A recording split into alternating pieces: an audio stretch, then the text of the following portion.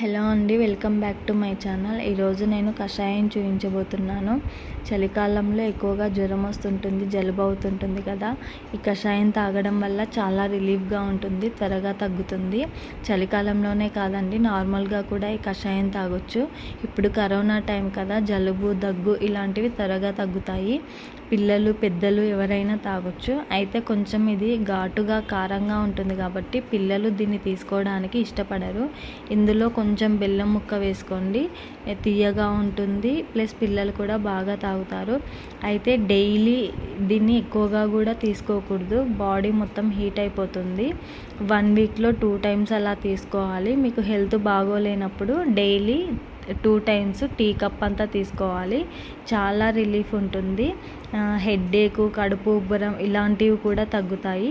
Video మీకు చాలా use అవుతుంది అనుకుంటున్నాను. నచ్చితే లైక్ చేయండి, సబ్స్క్రైబ్ చేసుకోండి.